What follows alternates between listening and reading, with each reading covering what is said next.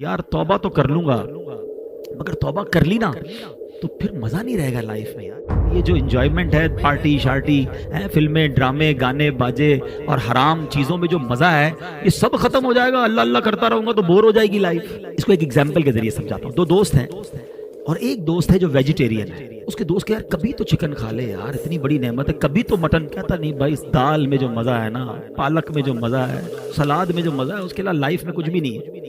ایک دن دوستوں نے پلان کیا، اس کو پکڑا اور زبردستی اس کو چکن کھلا دی۔ چکن کھائی کر تھوڑی اور کھلاؤ یار۔ اب اس کو پتا چلا کہ بہترین کھانے تو یہ تھے، میں ساری زندگی ویجیٹیرین بنا رہا۔ اب ذرا تسلی سے سمجھنا، جس کو اصل میں فلموں، ڈراموں، گانوں، باجوں، شراب کی محفلیں، اس کا لطف ہے نا، اس کو لگتا ہے مزہ اسی میں ہے۔ پرابلم یہ ہے کہ جس نے گناہوں والی لائف گزاری ہے وہ سمجھتا ہے مزہ ہی اسی میں ہے۔ ارے اس میں مزہ نہیں ہے، کیونکہ مجھے اور آپ کو رب نے بنایا ہے۔ دنیا کا دستور ہے، مینوفیکچررز نوز ویری ویل، بنانے والا بتاتا ہے کہ اس چیز کا فنکشن کیا ہے۔ آپ جب کوئی گاڑی خریدتے ہیں، ساتھ ایک کتاب آتی ہے، مجھے اور آپ کو کس نے بنایا ہے؟ اللہ نے بنایا، وہ خالق ہے۔ سکون کدھر ہے وہ بتائے گا، اس نے اپنے کلام میں بتا دیا۔ الا بذکر اللہ تطمئن القلوب۔ بے شک اللہ کے ذکر میں دلوں کا چین ہے۔ چین یہی ہے، بھاگتے رہو جدھر بھی جاؤ، لیکن چین سے دور رہو گے۔ اب ملتا کیوں نہیں ہے؟ Last point.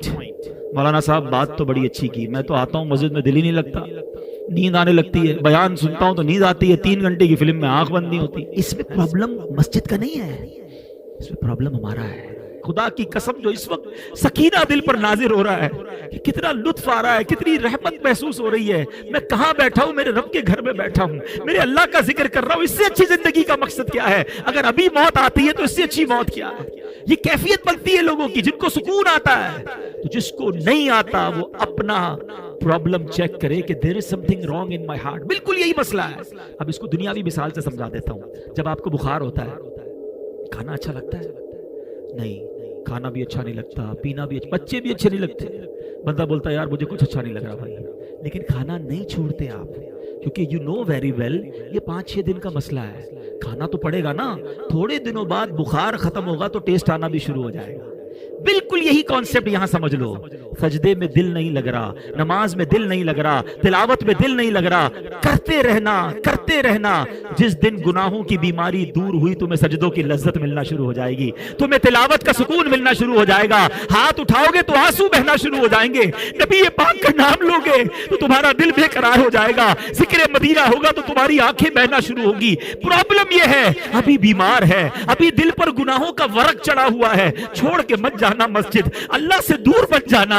ہم کمزور ہیں، ہم نے پہلے بھی توبہ کی، شیطان کھینچ لیتا ہے، ڈال دیتا ہے گناہ میں۔ اللہ تو مدد کرنا، ہماری کمزور ہے، شیطان کے واروں سے تو ہی بچائیو مالک۔ یہ ہم اللہ سے مانگیں گے، مگر پہلے دل کی گہرائیوں سے توبہ تو کرے نا۔ اللہ کے قریب